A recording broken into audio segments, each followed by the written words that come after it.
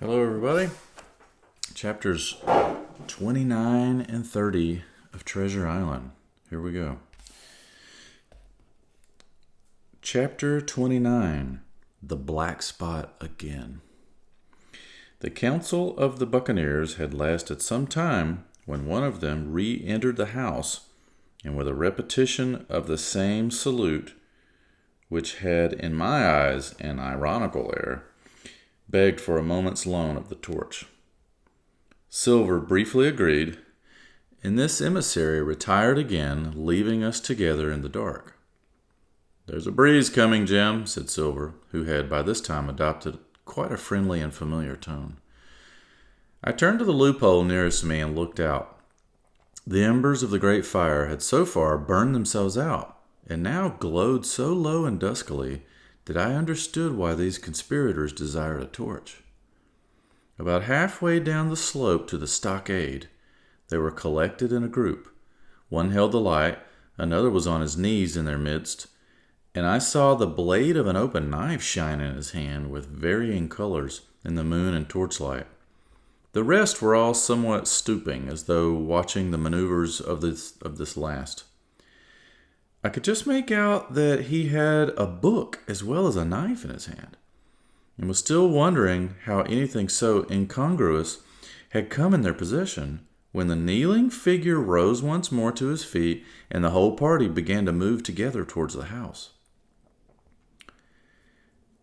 "Here they come," said I, and I returned to my former position, for it seemed beneath my dignity that they should find me watching them. "Well, let 'em come. Lad, let 'em come in," said Silver cheerily. "I've still a shot in my locker." The door opened, and the 5 men, standing huddled together just inside, pushed one of their number forward. In any other circumstances, it would have been comical to see his slow advance, hesitating as he set down each foot, but holding his closed right hand in front of him. "Step up, lad," cried Silver. "I won't eat you. Hand it over. I know the rules, I do. I won't hurt a deputation." Thus encouraged, the buccaneer stepped forth more briskly, and having passed something to Silver from hand to hand, slipped yet more smartly back again to his companions. The sea cook looked at what had been given him. "The black spot! I thought so," he observed. "Where might you have got the paper?" "Why, hello, look here now. This ain't lucky. You've gone and cut this out of the Bible. What fools cut a Bible?"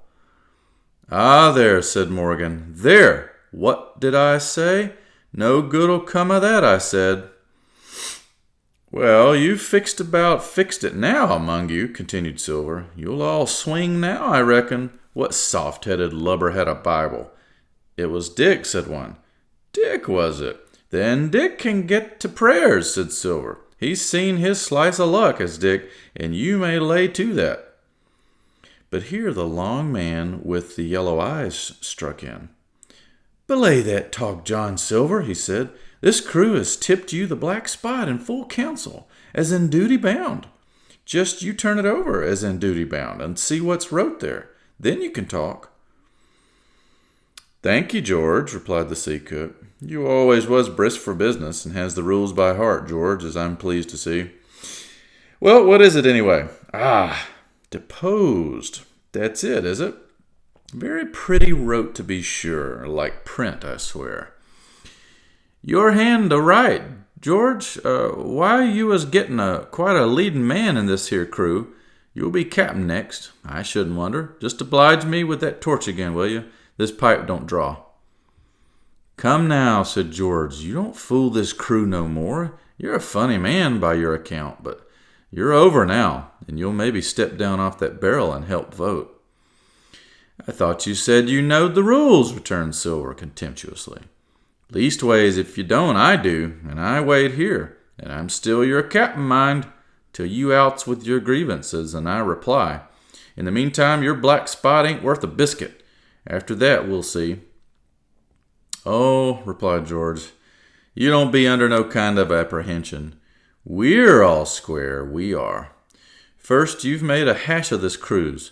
You'll be a bold man to say no to that. Second, you let the enemy out of this here trap for nothing. Why did they want out? I don't know, but it's pretty plain they wanted it. Third, you wouldn't let us go at them upon the march. Oh, we see through you, John Silver. You want to play booty. That's what's wrong with you. And then fourth, there's this here boy. Is that all? Asked Silver quietly.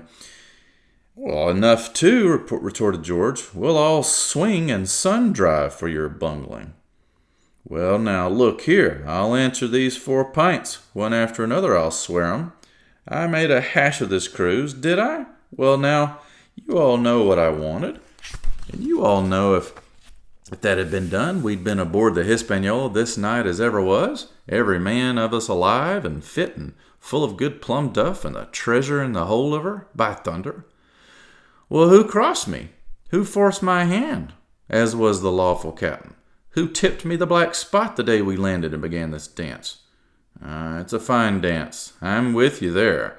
And looks mighty like a hornpipe and a rope's end at execution dock by London town, it does. But who done it? Why, it was Anderson and Hands and you, George Merry. And you're the last above board of that same meddling crew.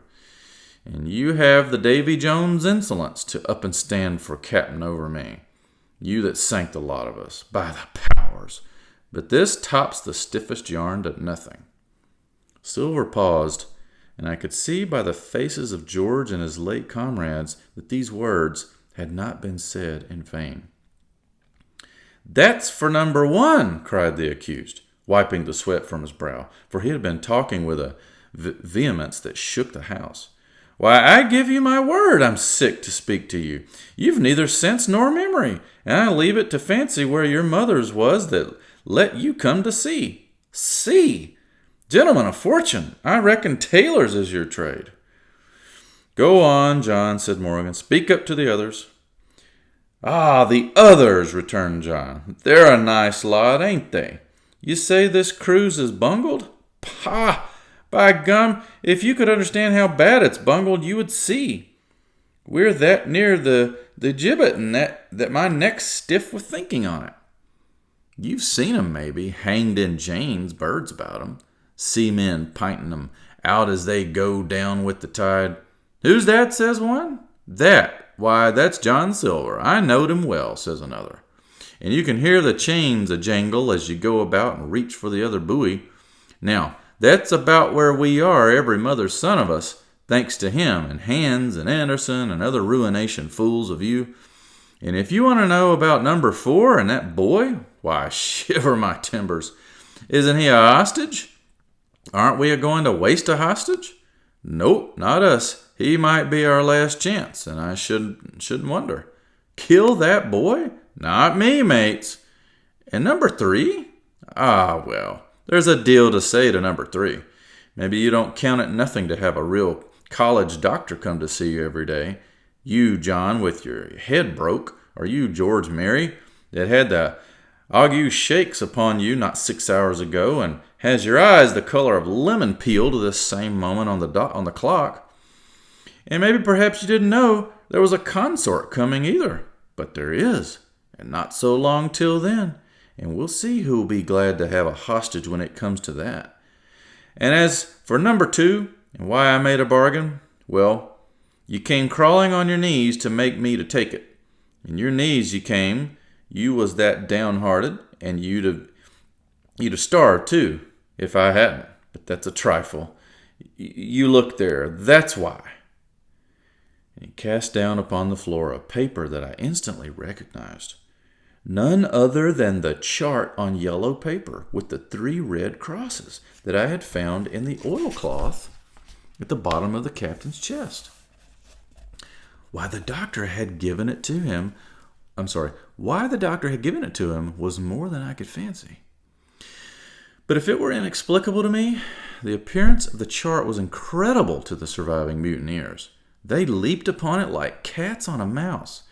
It went from hand to hand, one tearing it from another, and by the oaths and the cries and the childish laughter with which they accompanied their examination, you would have thought not only they were fingering the very gold, but were at sea with it, besides, in safety. "Yes," said one, "that's Flint's sure enough. J.F. and a score below with a clove hitch to it. So he done ever." "Mighty pretty," said George, "but how are we to get away with it, and us no ship?" Silver suddenly sprang up and supporting himself with a hand against the wall. "Now I give you warning, George," he cried. "One more word of your sauce and I'll call you down and fight you. How? Why, how do I know? You had ought to tell me that, you and the rest, that lost me my schooner. With your interference, burn you. But not you. You can't. You hain't got the invention of a cockroach. But civil you can speak and shall, George Merry. You may lay to that." "That's fair now," said the old man Morgan. "Fair? I reckon so," said the sea cook. "You lost the ship. I found the treasure. Who's the better man at that? And now I resign, by thunder. Elect whom you please to be your captain now. I'm done with it." "Silver!" they cried. "Barbecue forever! Barbecue for captain!" "So that's the tune, is it?" cried the cook. "George, I reckon you'll have to wait another turn, friend. And lucky for you, as I'm not a revengeful man. But that was never my way. And now, shipmates, this black spot? 'Tain't much good now, is it? Dick's crossed his luck and spoiled his Bible, and that's about all." "It'll do to kiss the book on still, won't it?" growled Dick, who was evidently uneasy at the curse he had brought upon himself. "A Bible with a bit cut out?" returned Silver derisively. "Not it. It don't bind no more'n a ballad book." "Don't it, though?" cried Dick with a sort of joy. "Well, I reckon that's worth having, too." "Here, Jim, here's a curiosity for you," said Silver, and he tossed me the paper. It was around about the size of a crown piece. One side was blank, for it had been the last leaf. The other contained a verse or two of Revelation. These words among the rest, which struck sharply home upon my mind: "Without are dogs and murderers." The printed side had been blackened with wood ash, which already began to come off and soil my fingers. On the blank side had been written with the same material the one word, "deposed." I have that curiosity beside me at this moment, but not a trace of writing now remains beyond a single scratch, such as a man might make with his thumbnail. That was the end of the night's business. Soon after, with a drink all around, we lay down to sleep, and the outside of Silver's vengeance was to put George Merry up for sentinel and threaten him with death if he should prove unfaithful. It was long ere I could close an eye, and heaven knows I had matter enough for thought in the man whom I had slain that afternoon, in my own most perilous position, and above all, in the remarkable game that I saw Silver now engaged upon, keeping the mutineers together with one hand, and grasping with the other after every means, possible and impossible, to make his peace and save his miserable life. He himself slept peacefully and snored aloud, yet my heart was sore for him, wicked as he was, to think on the dark perils that environed, and the shameful gibbet that awaited him. Chapter 30. On parole. I was awakened. Indeed, we were all wakened, for I could see even the sentinel shake himself together from where he had fallen against the doorpost, by a clear, hearty voice hailing us from the margin of the wood. "Blockhouse ahoy!" it cried. "Here's the doctor!" And the doctor it was. Although I was glad to hear the sound, yet my gladness was not without admixture. I remembered with confusion my insubordinate and stealthy conduct. And when I saw where it had brought me, among what companions and surrounded by what dangers, I felt ashamed to look him in the face. He must have risen in the dark, for the day had hardly come, and when I ran to a loophole and looked out, I saw him standing, like Silver once before, up to the mid-leg in creeping vapor. "You, doctor! Top of the morning to you, sir!" cried Silver. broad awake and beaming with good nature in a moment. "Bright and early to be sure, and it's the early bird, as the saying goes, that gets the rations. George, shake up your timbers, son, and help Dr. Livesey over the ship's side. All a-doing, well, your patience was, all well and merry." So he pattered on, standing on the hilltop with his crutch under his elbow, and one hand upon the side of the log house, quite the old John in voice, manner, and expression. "We've quite a surprise for you, too, sir," he continued. "We've a little stranger here. He, a new boarder, and he lodger, sir. And looking fit and taut as a fiddle, slept like a supercargo, he did, right alongside of John. Stem to stem we was all night." Dr. Livesey was by this time across the stockade and pretty near the cook, and I could hear the alteration in his voice as he said, "Not Jim?" "The very same Jim as ever was," says Silver. The doctor stopped outright, although he did not speak, and it was some seconds before he seemed able to move on. "Well, well," he said at last. "Duty first and pleasure afterwards, as you might have said yourself, Silver. Let us overhaul these patients of yours." A moment afterwards he had entered the blockhouse, and with one grim nod to me, proceeded with his work among the sick. He seemed under no apprehension, though he must have known that his life among these treacherous demons depended on a hair, and he rattled on to his patients as if he were paying an ordinary professional visit in a quiet English family.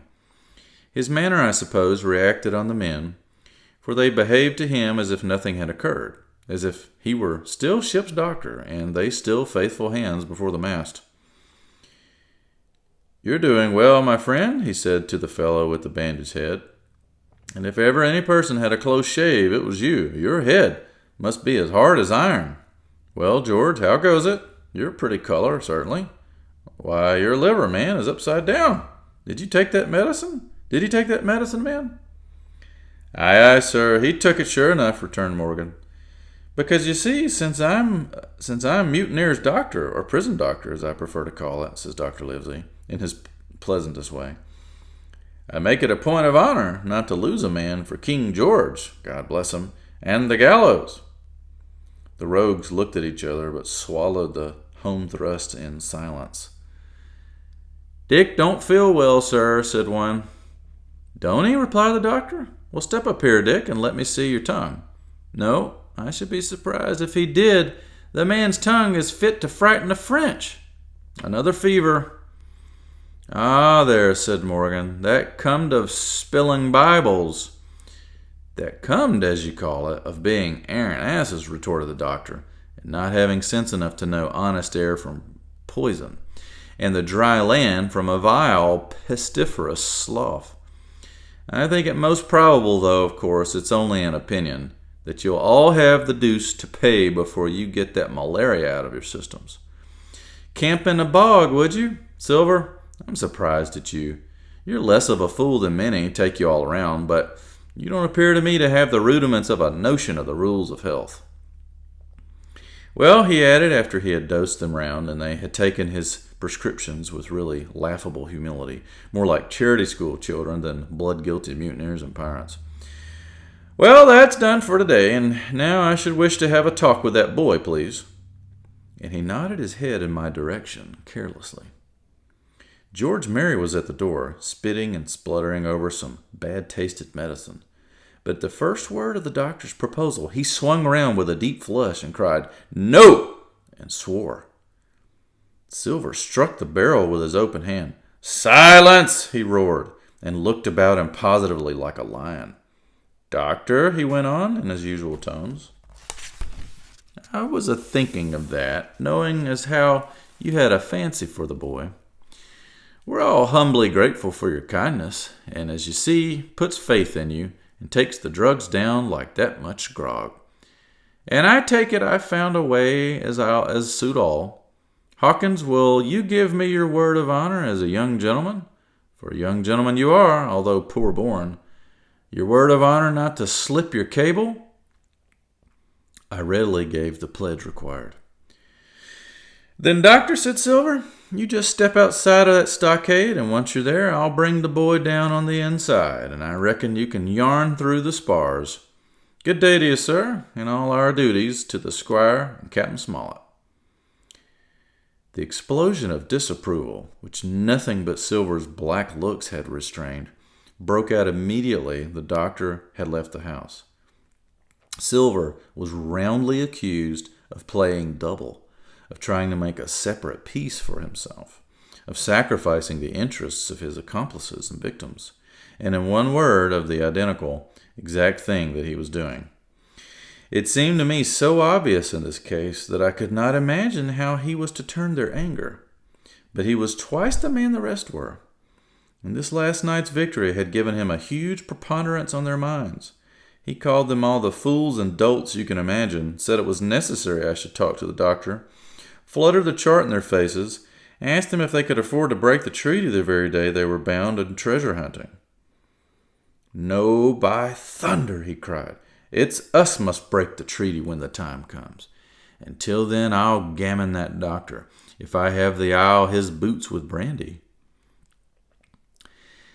And then he bade them get the fire lit, and he stalked out upon his crutch with his hand on my shoulder, leaving them in a disarray, and silenced by his volubility rather than convinced. "Slow, lad, slow," he said. "They might round upon us in a twinkle of an eye if he was seen to hurry." Very deliberately, then, did we advance across the sand to where the doctor awaited us on the other side of the stockade, and as soon as we were within easy speaking distance, Silver stopped.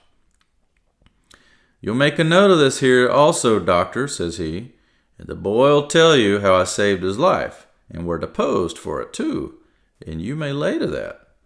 Doctor, when a man's steering as near the wind as me, playing chuck-farthing with the last breath in his body, like, you wouldn't think it too much, mayhap, to give him one good word? You'll please bear in mind it's not my life only now, it's that boy's into the bargain. And you'll speak me fair, Doctor, and give me a bit of hope to go on, for the sake of mercy."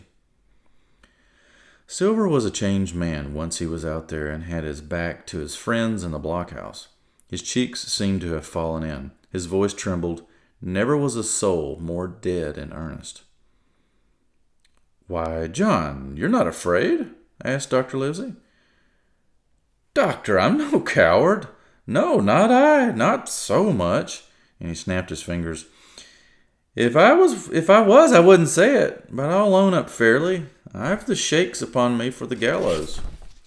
You're a good man and a true. I never seen a better man, and you'll not forget what I done good, not any more than you'll forget the bad, I know. And I step aside, see here, and leave you and Jim alone, and you'll put that down for me too, for it's a long stretch as that." So saying, he stepped back a little way, till he was out of earshot, and there sat down upon a tree stump and began to whistle, spinning round now and again upon his seat, so as to command a sight, sometimes of me and the doctor, and sometimes of his unruly ruffians as they went to and fro in the sand between the fire, which they were busy rekindling, and the house from which they brought forth pork and bread to make the breakfast. "So, Jim," said the doctor sadly, "here you are. As you have brewed, so shall you drink, my boy. Heaven knows I cannot find it in my heart to blame you, but this much I will say, be it kind or unkind. When Captain Smollett was well, you dared not have gone off, and when he was ill and couldn't help it, by George, it was downright cowardly." I will own that here I began to weep. "Doctor," I said, "you might spare me. I've blamed myself enough. My life's forfeit anyway, and I should have been dead by now, if Silver hadn't stood for me. And, Doctor, believe this, I can die, and I dare say I deserve it. But what I fear is torture. If they come to torture me—" "Jim," the doctor interrupted, and his voice was quite changed. "Jim, I can't have this. Whip over, and we'll run for it." "Doctor," said I passed my word." I know, he cried. "We can't help that, Jim, now. I'll take it on my shoulders. Hullus, bullus, blame, and shame, my boy. But stay here, I cannot let you. Jump! One jump and you're out, and we'll run for it like antelopes." "No," I replied. You know right well you wouldn't do the thing yourself. Neither you nor Squire nor Captain, and no more will I. Silver trusted me. I passed my word, and back I go. But, Doctor, you didn't let me finish. If they come to torture me, I might let slip a word of where the ship is, for I got the ship, part by luck and part by risking, and she lies in North Inlet on the southern beach, and just below high water. At half tide, she must be high and dry." "The ship!" exclaimed the doctor. Rapidly, I described to him my adventures, and he heard me out in silence. "There's a kind of fate in this," he observed when I had done. "Every step it's you that saves our lives. And do you suppose, by any chance, that we're going to let you lose yours? That would be a poor return, my boy. You found out the plot. You found Ben Gunn, the best deed that ever you did or will do, though you live to 90. Oh, by Jupiter, talking of Ben Gunn, why, this is the mischief in person." "Silver," he cried, "Silver, I'll give you a piece of advice," he continued as the cook drew near again. "Don't you be in any great hurry after that treasure." "Why, sir, I do my possible, which that ain't," said Silver. "I can only, asking your pardon, save my life and the boys by seeking for that treasure, and you may lay to that." "Well, Silver," replied the doctor, "if that is so, I'll go one step further. Look out for squalls when you find it." "Sir," said Silver, "as between man and man, that's too much and too little. What you're after, why, you left the blockhouse. Why, you given me that there chart. I don't know now, do I? And yet I done your bidding with my eyes shut, never a word of hope. But no, this here's too much. If you won't tell me what you mean plain out, just say so, and I'll leave the helm." "No," said the doctor musingly. "I've no right to say more. It's not my secret, you see, Silver, or I give you my word I'd tell it to you. But I'll go as far with you as I dare go, and a step beyond, for I'll have my wig sorted by the captain, or I'm mistaken. And first, I'll give you a bit of hope. Silver, if we both get alive out of this wolf trap, I'll do my best to save you, short of perjury." Silver's face was radiant. "You couldn't say more, I'm sure, sir. Not if you was my mother," he cried. "Well, that's my first concession," added the doctor. "My second is a piece of advice. Keep the boy close beside you, and when you need help, halloo, I'm off to seek it for you, and that itself will show you if I speak at random. Goodbye, Jim." And Dr. Livesey shook hands with me through the stockade, nodded to Silver, and set off at a brisk pace into the wood. Next will be Chapter 31, The Treasure Hunt, Flint's Pointer.